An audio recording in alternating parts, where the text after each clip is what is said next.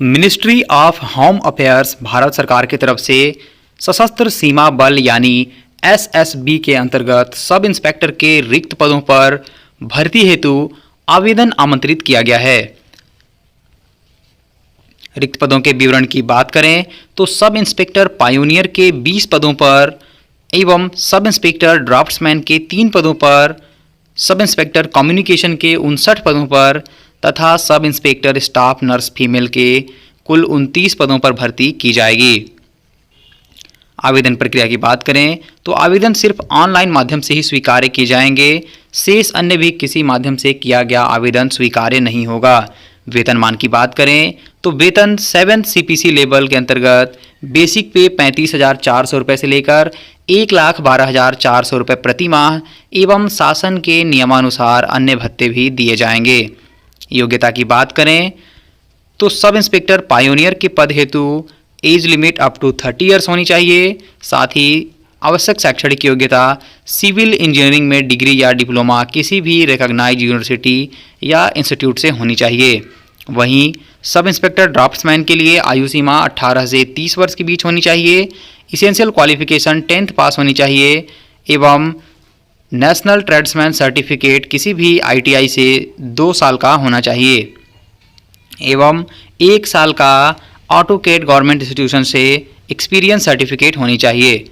वहीं sub inspector communication के लिए age limit up to 30 years होनी चाहिए।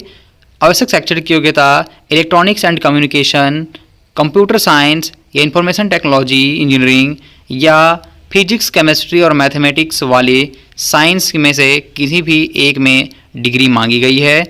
तथा sub inspector staff nurse female के लिए आयु सीमा 21 से 30 वर्ष के बीच होनी चाहिए। आवश्यक शैक्षणिक योग्यता 12th पास मांगी गई है जिसमें विज्ञान विषय अनिवार्य रूप से होना चाहिए। साथ ही 3 साल का डिप्लोमा जनरल नर्सिंग में होनी चाहिए और नर्सिंग काउंसिल में जीवित पंजीयन होना चाहिए तथा 2 साल का एक्सपीरियंस हॉस्पिटल में काम करने का होना चाहिए। आवेदन शुल्क एवं भुगतान विधि की बात करें तो जनरल, EWS एवं OBC कैटेगरी के उम्मीदवारों को 200 रुपये का शुल्क भुगतान नेट बैंकिंग, डेबिट कार्ड या क्रेडिट कार्ड के माध्यम से करना होगा। ST, SC एवं एक्स सर्विसमैन कैटेगरी के उम्मीदवारों को किसी भी प्रकार का शुल्क भुगतान नहीं करना होगा।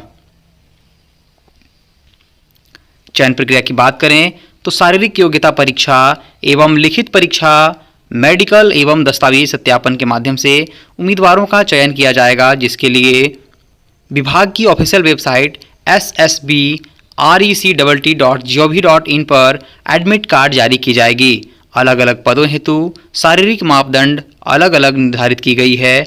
आयु सीमा में छूट भी अलग अलग निर्धारित की गई है। इसलिए आवेदन प्रक्रिया तथा शेष विस्तृत नियम एवं शर्तों के लिए आप PDF का अवलोकन कर सकते हैं।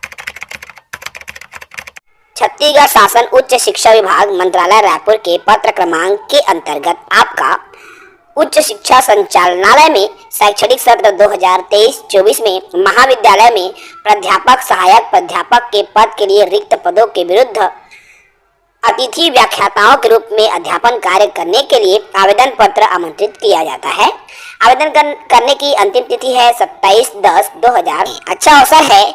इनके वेतन की बात करूं तो 300 रुपया प्रति कालखंड के हिसाब से आपको वेतन दिया जाएगा और अधिकतम 4 कालखंड होगा और प्रति माह आपको 31,000 रुपये, अच्छी सैलरी है, 31,200 रुपये प्रति माह आपको वेतन प्रदान किया जाएगा द्वितीय व्याख्याता के इस पद के लिए।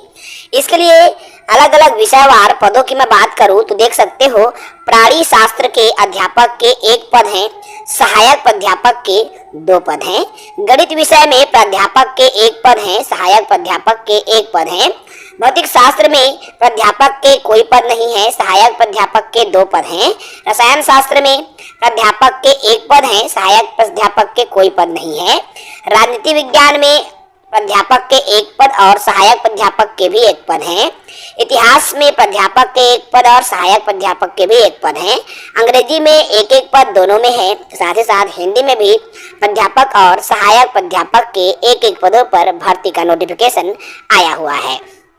अतिथि व्याख्याताओं के लिए किसी भी हैसियत से महाविद्यालय स्थापना के अंतर्गत नहीं भरे जाएंगे।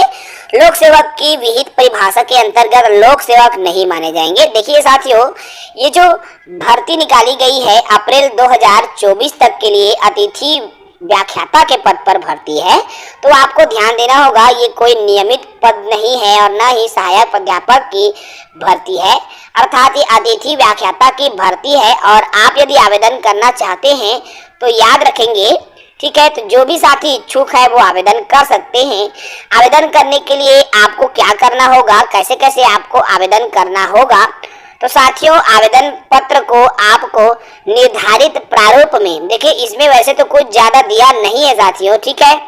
बाकी आपको कैसे आवेदन करना है, क्या है, इनसे जुड़ी तमाम जानकारी के लिए आप इनके ऑफिशियल साइट से एक बार जरूर संपर्क कीजिए। ऑफिशियल साइट में एक बार वेबसाइट को सर्च जरूर करेंगे। टोल फ्री नंबर भी यहाँ पर स्क्रीन पर आपको दिखाई दे रहा है, आप टोल फ्री नंबर पर भी कॉल कर सकते हैं और इससे संबंधित विस्तृत जो जानकारी है प्राप्त कर